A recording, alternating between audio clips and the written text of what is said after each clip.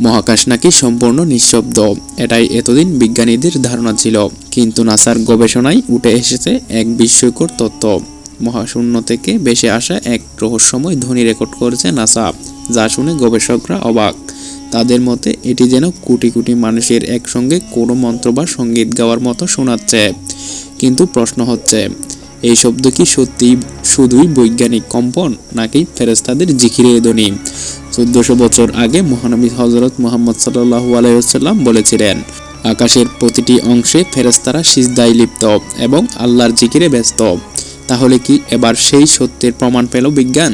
সহিহ মুসলিম হাদিস, আবু যর রাদিয়াল্লাহু আনহু থেকে বর্ণিত, রাসূল সাল্লাল্লাহু আলাইহি ওয়াসাল্লাম যখন মিরাজ থেকে ফিরে আসেন, তখন সাহাবারা তাকে জিজ্ঞাসা করেন, ইয়া রাসূলুল্লাহ, আপনি আকাশে কি দেখেছেন, কি শুনেছেন? জবাবে নবীজি সাল্লাল্লাহু আলাইহি ওয়াসাল্লাম বলেন, আমি যা দেখেছি তোমরা তা দেখতে পাও না, আমি যা শুনেছি তোমরা তা শুনতে পাও না। আকাশ জুড়ে প্রচণ্ড কম্পনের শব্দ শোনা যাচ্ছে, আর এর পেছনে রয়েছে এক গভীর রহস্য। আকাশের প্রতিটি অংশে এমনকি 4 আঙ্গুল পরিমাণ জায়গাও খালি নেই। সেখানে ফেরেশতারা সিজদায় লিপ্ত এবং তারা নিরবচ্ছিন্নভাবে আল্লাহর জিকিরে মশগুল। রাসূল সাল্লাল্লাহু আলাইহি ওয়াসাল্লাম হাদিসে উল্লেখ করেছেন যে আকাশে প্রচণ্ড ঝাঁকুনির মতো শব্দ হচ্ছে। অতীতে ধারণা করা হতো যে মহাকাশ একটি সম্পূর্ণ বায়ুশূন্য পরিবেশ, যেখানে শব্দের সৃষ্টি অসম্ভব। তবে সাম্প্রতিক সময়ে নাসার একাধিক গবেষণা এই ধারণাকে বদলে দিয়েছে। গবেষণায় দেখা গেছে মহাকাশে বিভিন্ন প্রাকৃতিক ঘটনা ও কম্পনের ফলে বিশেষ ধরনের শব্দ সৃষ্টি হয়, যা আধুনিক প্রযুক্তির মাধ্যমে শনাক্ত করা সম্ভব হচ্ছে। নাসার hour universe is not silent এবং লিসেন টু দ্য ইউনিভার্স শীর্ষক প্রতিবেদনে বিস্তারিতভাবে তুলে ধরা হয়েছে কিভাবে মহাকাশে শব্দের সৃষ্টি হয়। সংস্থাটির অত্যাধুনিক টেলিস্কোপ ও গবেষণা সরঞ্জামের মাধ্যমে এসব মহাকাশীয় শব্দ শনাক্ত ও রেকর্ড করা সম্ভব হয়েছে। নাসার চন্দ্র এক্স-রে অবজারভেটরি এবং অন্যান্য দূরবীক্ষণ যন্ত্রের তোলা ছবিগুলোর 3টি নতুন সোনিফিকেশন প্রকাশিত হয়েছে। এই প্রকল্পের উপর ভিত্তি করে তৈরি নতুন এক ডকুমেন্টারি নাসা প্লাস স্ট্রিমিং প্ল্যাটফর্মে আত্মপ্রকাশ করে। সোনিফিকেশন হলো তথ্যকে শব্দে রূপান্তর করার প্রক্রিয়া। চন্দ্র এবং অন্যান্য দূরবীক্ষণ যন্ত্রগুলো মহাকাশ থেকে যে বৈজ্ঞানিক তথ্য সংগ্রহ করে তা সাধারণত ডিজিটাল সংকেত আকারে থাকে এবং পরে চিত্র আকারে রূপান্তরিত করা হয়। সোনিফিকেশন প্রকল্প সেই তথ্যকে শব্দে রূপান্তর করে, যা নতুন এক অভিজ্ঞতা সৃষ্টি করে। নাসার নতুন documentary listen to the universe NASA plus streaming প্ল্যাটফর্মে মুক্তি পেয়েছে।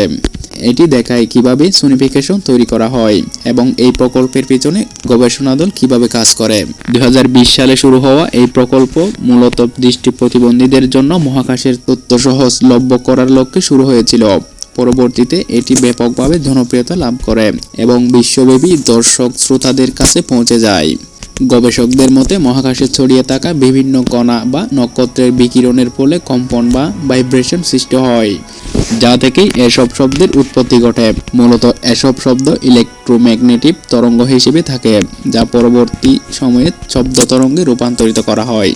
লক্ষ্য করলে দেখা যাবে 1400 বছর আগেই রাসূল সাল্লাল্লাহু আলাইহি ওয়াসাল্লাম উল্লেখ করেছিলেন যে আকাশে কাঁপুনির মতো শব্দ হয়। নাসা বর্তমানে বলছে এই শব্দগুলি কাঁপুনির কারণে সৃষ্টি হয়, এমনকি গবেষণার সাথে যুক্ত। একজন বিজ্ঞানী মন্তব্য করেছেন, যে শব্দ শুনে তার মনে হয়েছে যেন একত্রে বিলিয়ন বিলিয়ন মানুষ গ্রেগরিয়ান চ্যান্ট গাইছে। গ্রেগরিয়ান চ্যান্ট হলো খ্রিস্টানদের এক ধরনের ধর্মীয় সঙ্গীত, যা একসঙ্গে গাওয়া হয়। তবে 1400 বছর আগে মহানবী সাল্লাল্লাহু আলাইহি ওয়াসাল্লাম বলেছিলেন যে আকাশের ফেরেশতারা একত্রে আল্লাহর জিকির করছেন। নাসা মহাকাশে যে শব্দ আবিষ্কার করেছে তার পেছনে বিভিন্ন বৈজ্ঞানিক ব্যাখ্যা রয়েছে, যেমন নক্ষত্রের চুম্বক ক্ষেত্র বা প্রাচীন মহাবিশ্বের বিস্ফোরণ। তবে এই শব্দের বর্ণনা মহানবী হযরত মুহাম্মদ সাল্লাল্লাহু আলাইহি ওয়াসাল্লামের হাদিসের সাথে সঙ্গতিপূর্ণ, যেখানে তিনি 1400 বছর আগে বলেছিলেন যে আকাশে ফেরেশতারা একত্রে আল্লাহর জিকির করছেন। যদিও নাসা এর বৈজ্ঞানিক ব্যাখ্যা দিয়েছে, তবে এই শব্দগুলো প্রকৃতপক্ষে ফেরেশতাদের জিকিরের ধ্বনি কিনা তা কেবল আল্লাহই জানেন। ভিডিওটি ভালো লাগলে শেয়ার করতে পারেন এবং আপনি যদি এমনই রহস্য, রোমাঞ্চ, আনকমন আর ইন্টারেস্টিং ভিডিও দেখতে পছন্দ করে থাকেন তবে চ্যানেলটিকে এখনই সাবস্ক্রাইব করে পাশে থাকা বেল আইকনটি প্রেস করুন। তো দেখা হচ্ছে পরবর্তী ভিডিওতে। ততক্ষণ পর্যন্ত ভালো থাকুন, সুস্থ থাকুন। আল্লাহ হাফেজ।